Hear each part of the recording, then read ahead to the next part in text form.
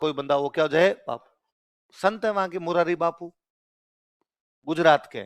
आसाराम जी ठीक है, पकड़ लिए गए, नाम में तो उनके भी क्या लगा था भाई, जब तक नहीं पकड़े व्यवस्था। राजा कहता हुआ मैं करूंगा, इनकी चिंता ऋषि को करने की आवश्यकता नहीं। इसलिए वो आप किताबों में पढ़ लेते हैं कि हरित ऋषि की गायें चराता था। 112 ईस्वी, कौन सा सन था? 712 ईस्वी। उस सेनापति का नाम था मोहम्मद बिन कासिम। राजस्थान में जो सबसे बड़ा किला था वो कौन सा था अपना? चित्तौड़गढ़। कौन सा था? इसलिए पक्का था कि अब सिंध से मुसलमान किधर आने का प्रयास के, मामे को हटा और तू चित्तौड़ पर कब्जा कर ले, ताकि उधर से मुसलमानों का हमला हो तो तू बचा सके चित्तौड़ को, वरना चित्तौड़ अपने हाथ से निकलेगा।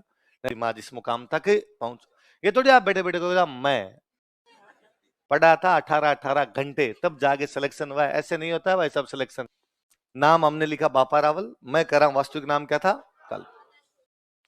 राजा के लिए अलग अलग शब्दों का प्रयोग किया जाता है। एक वर्ड है राजा, राजा के लिए अलग अलग जगह अलग अलग शब्द होते हैं। जैसे आपको अंग्रेजी में राजा कोई बोलते हैं किंग, जर्मन जो थे इसी को बोलते थे काइजर। क्या बोलते? तो वहां राजाओं के नाम पढ़ोगा विलियम काइजर, जिसको हम हिंदी में इधर कहते थे विलियम कैसर, पर वो जर्मन वर्ड था उनका काइजर। ऐसा कैसा आपके कोई रसिया वाले थे, वो राजा को बोलते जार। क्या बोलते? इसका मतलब अलग अलग शब्द हो सकते हैं। वैसे कुछ अपने राजस्थान में राजा के लिए कई अलग अलग शब्द थे। जैसे कई जगह अपने राजा को बोला करते रावल। क्या बोलते? रावल। थोड़ा बड़ा हुआ तो उसने नाम के आगे लगा दिया महारावल। छोटा राज्य था तब रावल, थोड़ा राज्य का विस्तार हुआ तो उसी ने क्या लगा दिया? महारावल। राजा एक टाइटल लगा लिया करते राणा, राणा बड़ा हुआ तो हो गया महाराणा। राजा का टाइटल राजा, राजा बड़ा हुआ तो क्या हो गया? महाराज। राजा टाइटल राव, क्या टाइटल है? राव, राव बड़ा हुआ तो हो गया महाराव। तो राव, रावल, राजा, राणा, इन सब का मतलब राजा ही है।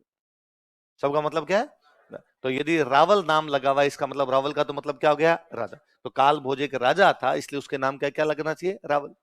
गुहिलों में पहला बड़ा राजा हुआ है जिसके बारे में गुहिल याद करते हैं। गुजरात का टच करता हुआ जो राजस्थान का भाग, इसमें गुजरात का असर दिखाई देता है। गुजरात के अंदर कोई बड़ा आदमी हो जो थोड़ा सम्माननीय हो, रेस्पेक्टेड आदरणीय बंदा हो, उनको बोलते हैं बापू।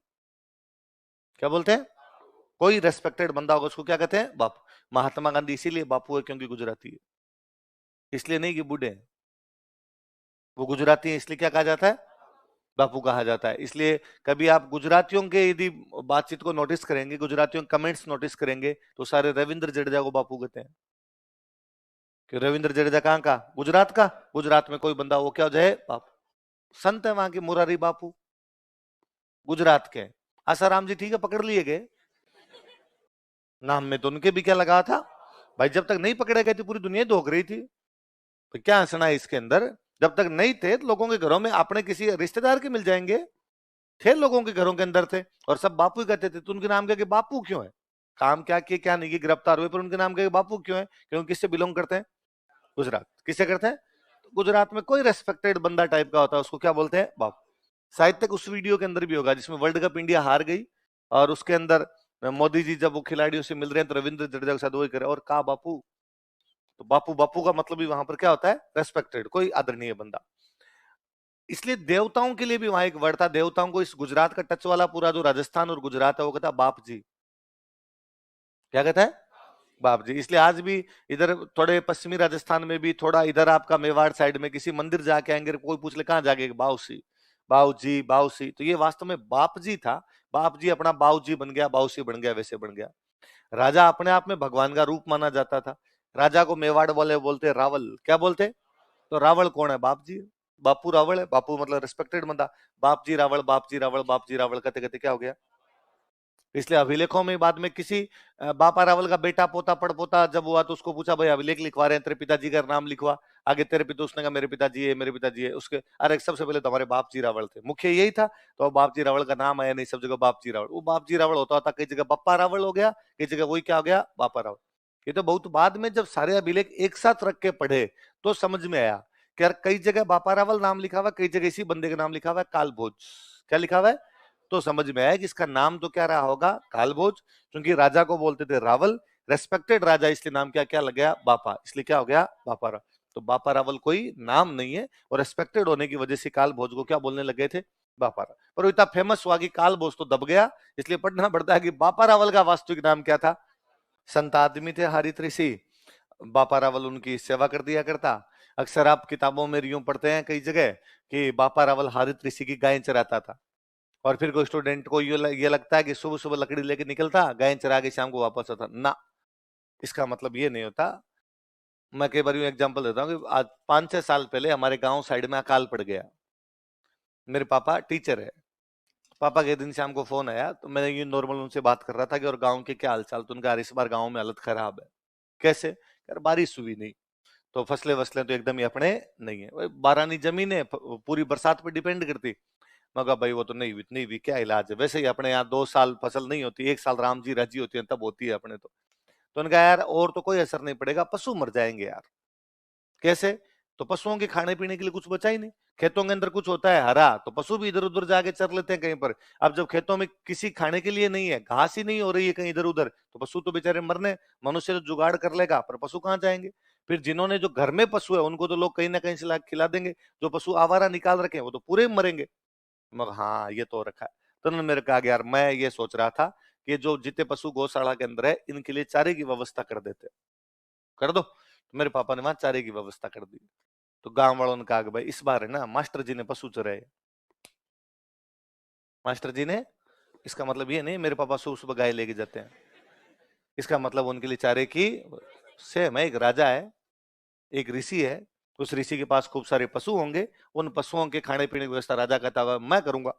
इनकी चिंता ऋषि को करने की आवश्यकता नहीं। इसलिए वो आप किताबों में पढ़ लेते हैं कि हरित ऋषि की गायें चराता था। इसका लिटरल मीनिंग ये नहीं है कि सुबह सुबह लकड़ी लेकर रवाना होता है ओ चलो।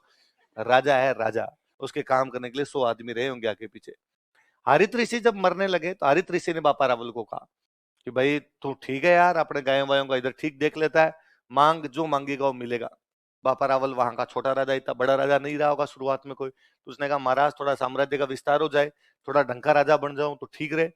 और हरित ऋषि मरते मरते कह गए कि जा थोड़े दिनों में चित्तौड़ तेरा हो जाएगा। क्या तेरा हो जाएगा? ये नागदा रहता है, बापा रावल कहाँ रहता है? और हरित ऋषि कह गए तेरा क्या हो जाएगा? बापा रावल ने कहा कि महाराज थोड़ा ज्यादा नहीं बोल गए, चित्तौड़गढ़ है वो गढ़ इतना बड़ा, मेरा कैसे हो जाएगा? अरे का पहले इस्तेमाल करो। चमत्कार को नमस्कार है। उन दिनों जो चित्तौड़ में राजा राज कर रहा था वो बड़ा कमजोर राजा है और उसकी पार नहीं पड़ रही। ये वो समय है जब मुसलमान भारत पर कब्जा कर चुके थे। भारत के एक टेरिटरी पर उनका कब्जा हुआ था, सिंध। कहां पर? मुसलमानों ने भारत में पहले किसी जगह पर सबसे पहले कब्जा किया, तो जगह कौन सी थी? सिंध। वो सन था 712 ईस्वी। कौन सा सन था? 712 ईस्वी। उस सेनापति का नाम था मोहम्मद बिन कासिम। क्या नाम था? मोहम्मद बिन कासिम। कहां कब्जा कर चुका था? सिंध। सिंध पाकिस्तान में ठीक राजस्थान के बराबर में। इसलिए जब सिंध पे मुसलमानों का कब्जा हुआ तो स्वाभाविक बात थी अगला हमला राजस्थान पे होगा। और उन दिनों राजस्थान में जो सबसे बड़ा किला था वो कौन सा था? बड़ा चित्तौड़गढ़। कौन सा था? इसलिए पक्का था कि अब सिंध से मुसलमान किधर आने का प्रयास करेंगे? चित्तौड़गढ़। और चित्तौड़गढ़ का राजा शक्तिशाली नहीं है। उस राजा का भांजा है बापा रावल। वो जो राजा उसका भांजा कौन है? भाई बापा रावल राजा है तो किसी राजा के साथ रिश्तेदारी हो रखी होगी, तो उस राजा का भांजा है। तो उस चित्तौड़ वाले राजा के मंत्री बापा रावल के पास आए और बापा रावल कहा कि भांजे तेरा मामा दाप के बेलखना है, यदि अटैक हो गया तो तेरे मामे से संभलेगा नहीं। तू थोड़ा शक्तिशाली है, तू चित्तौड़ चल, तेरे मामे को हटा और तू चित्तौड़ पर कब्जा कर ले, ताकि उधर से मुसलमानों का हमला हो तो तू बचा सके चित्तौड़ को, वरना चित्तौड़ अपने हाथ से निकलेगा। नहीं तेरे मामे के पास रहेगा, तेरे पास भी नहीं रहेगा, वरना तू तो कब्जा कर, हम तेरे अंडर में आने के लिए तैयार है। बापा रावल नागदा से जाता है चित्तौड़। कहां जाता है? अपने मामा जी को हटाता है और मामा जी को उठा के वहां पे कब्जा कर लेता है। मामा जी है मानमोरिये। मामा जी का नाम क्या है? क्या नाम है? मानमोरिये। कहां का राजा है? कहां का राजा है? जिस साल मानमोरिये को हटा के बापा रावल वहां कब्जा करता है वो साल है 734। कौन सा है? किसको हटा के कब्जा करता है? मानसरोवर अभिलेख कितने मौर्य राजाओं की जानकारी देता है? चारों के नाम बोलो। लास्ट राजा का नाम क्या है? कौन से वंश का है? तो मान मौर्य। राजा का नाम क्या है? मान। कौन से वंश का? मौर्य। तो नाम क्या? मान मौर्य। वही मान मौर्य है जिसने मानसरोवर अभिलेख लगवाया। कब का मानसरोवर अभिलेख? 713। इसका मतलब 713 में मान मौर्य जीवता है। बापा रावल कब हटा रहा है उसको? 734। 20 साल तो एक राजा का शासनकाल होता ही है। तो 713 में बैठा, वो 734 तक तो बैठा। एकलिंग मतलब शिव। अपने भारत में अब तक की परंपरा है कि भारतीय संस्कृति ये कहती है कि व्यक्ति को अहंकार करना, मैं का भाव किसी भी व्यक्ति के अंदर होना नहीं। और यदि कोई व्यक्ति ज्यादा करता है कि मैंने ये कर दिया, मैंने ये कर दिया, तो अपने को चिढ़ होती है, कौफ्त होती है। कोई अपना दोस्त भी आसपास करता है कि मैं ये कर दूंगा, मैं ये कर दूंगा, घमंडी है, भयंकर घमंड है। इसलिए कभी भी आदमी अपने किसी भी चीज को अपने ऊपर लेता नहीं। हम कोई भी अच्छा बुरा काम हो, हम उसको किस पे डाल देते हैं कि करने वाला कौन है? भगवान। तो अपने तमाम राजा भी यही मानते थे। अपने तमाम राजा कभी ये नहीं कहते मैं राजा हूं, मैं ये कर सकता हूं, मैं वो कर सकता हूं। अपने सब राजा ये कहते करने वाला तो कौन है? भगवान। हम तो निमित्त मात्र हैं, हम तो साधन है, हमसे काम करवाया जा रहा है। तो अपने राजा जो थे वो हमेशा ये कहते कि हम तो भगवान के प्रधानमंत्री हैं। क्या है? भगवान के राजा तो वो है, हम हमें तो उसने काम दे रखा है, मंत्री बना रखे हैं अलग अलग, उनमें एक मुझे ज्यादा काम दे रखा है, मैं उसका प्रधानमंत्री हो गया और मैं उसकी तरफ से शासन देखता हूँ। इसलिए बापा रावल ने भी ये कहा कि जो कुछ मैं चित्तौड़ पर कब्जा कर रहा हूं, मैं बोले नागदा में राज कर रहा हूं, ये एकलिंग जी की कृपा से कर रहा हूं। किसी कृपा से? तो मैं एकलिंग जी का प्रधानमंत्री हूँ। किसका प्रधानमंत्री हूँ? और प्रधानमंत्री को अपने आप बोलते दीवान। क्या बोला करते? प्रधानमंत्री क्या बोलते? तो बापा रावल ने खुद को किसका दीवान बताया? किसका? इसके बाद में बापा रावल के बाद मेवाड़ में जितने राजा हुए वो भी खुद को किसका दीवान बताते? तो मेवाड़ के राजा कभी नहीं कहते कि हम राजा को जाकर पूछ सकते तुम यहाँ के राजा हो। नहीं साहब, हमारी कहाँ औकात है। राजा तो कौन है? साक्षात भगवान शिव, नीलकंठ महादेव, एकलिंग जी खुद राजा है। हम तो उनके क्या है? केवल दीवान। तो कोई पूछे, परंपरा अपने पूरे राजस्थान में थी कि कोई बीकानेर के किसी राजा से जाके पूछता कि यार आप यहाँ के राजा हो गया, वो कहते नहीं भाई, राजा लक्ष्मीनाथ जी। राजा कौन है? तो तुम कौन हो? तो मैं तो उसका क्या हूँ? दीवान। कोई सिरोही के राजा से जाके पूछता यार तुम तो पक्के राजा दिखते होंगे। नहीं नहीं, राजा सारणेश्वर महादेव है। कौन है? तो तुम कौन हो? तो मैं तो यहाँ का। कोई जयपुर के राजा से आके पूछता यार तुम तो राजा हो? नहीं साहब, राजा गोविंद देव जी। राजा कौन है? तो तुम यहाँ के क्या हो? और ये राजा नहीं, ये अपने तक है। मैं तो कहता हूँ आप आरएस लगेंगे, आपका आरएस के अंदर सिलेक्शन होगा, आपसे आगे पत्रकार महोदय पूछेंगे आप अपनी सफलता का श्रेय किसे देना चाहते हैं, अंदर ही आप मन ही मन करें खुद को मैं पढ़ा था तो श्रेय मुझे है और किसको है, पर फिर भी आप उसके सामने कहेंगे कि नहीं। आप बेहद शांति से बोलेंगे, आप कोई घमंड प्रदर्शित करना उसके सामने, आप चाहेंगे कि आपके किसी हाव भाव, आपकी बोली चाली से किसी प्रकार का अहंकार फूटे नहीं। और आप कहोगे आज का जो भी है ये ईश्वर की कृपा, माता पिता का आशीर्वाद और मेरी मेहनत की वजह से मैं आज इस मुकाम तक पहुंच। ये थोड़ी आप बैठे बैठे कहोगे मैं पढ़ा था 18-18 घंटे तब जाके सिलेक्शन हुआ है। ऐसे नहीं होता है भाई सब सिलेक्शन। आप किस पे डाल देते हो? ईश्वर पे। किस पे डाल देते हैं? इसलिए अपनी तमाम आरतियां सुन लीजिए किसी भी देवता की, उन सब ने हमने खुद को कहा है मैं मूर्ख खलकामी। मैं मूर्ख, मूर्ख खल मतलब गधा। हम उस देवता के सामने करेंगे मैं तो क्या हूं? गधा। जो थोड़ा बहुत काम करवाया तूने करवाया, बाकी मेरे बस की बात है। इसलिए राजस्थान की तमाम पुरानी किताबें, एक में भी राइटर ने अपना नाम नहीं लिखा है। पुरानी किताबें उठा के देखिए, उनमें किसी में भी राइटर का नाम नहीं। तमाम पुरानी पेंटिंग्स, किसी में पेंटर ने नाम नहीं लिखा है। वो किताब के अंदर लिख के गया मां सरस्वती की कृपा से मैं ये पुस्तक लिख रहा हूं। मैं कौन? नहीं पता। यार मैं इतना बड़ा कैसे हो सकता हूं कि मैं ये बुक लिखूं? ये करवाने वाली कौन है? मां। वो करवा रही है इसलिए मैंने किताब लिख दी, बाकी मेरे बस की बात है।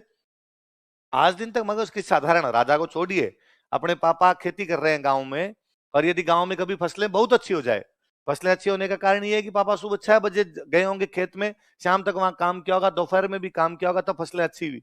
फिर भी पापा कोई पूछ लेगा अरे इस बार अनाज जोरदार हुआ आपको, और सब राम जी की कृपा है, उनकी दया से हो रहा है, मैं करने वाला नहीं। पापा ये तो नहीं कहते भाई साहब सारे दिन बैठा रहा था तब जाके भी। बिजनेस अच्छा चल रहा है किसी का, तो कोई जाके पूछे कि अरे शानदार बिजनेस चल रहा है। बिजनेस इसलिए अच्छा चल रहा है कि वो पूरे दिन सीट पे बैठा रहता है, वो ग्राहकों से अच्छे से बात करता है, सामान अच्छे से बेचता है, फिर वो कहेगा सब भगवती की मेहर है, मैं करने वाला। भारत कितना बड़ा देश है इस मामले में। हमसे तो कोई ये आगे पूछ ले कि यार आपके 10 टावर है,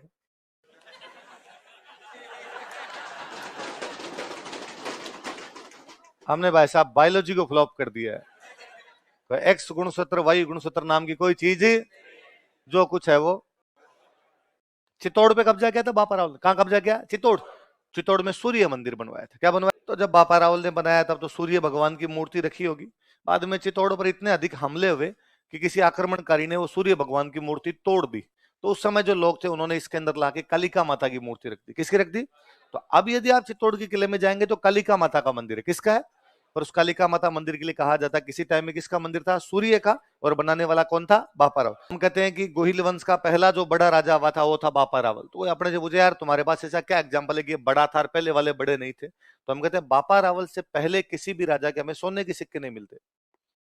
क्या नहीं मिलते?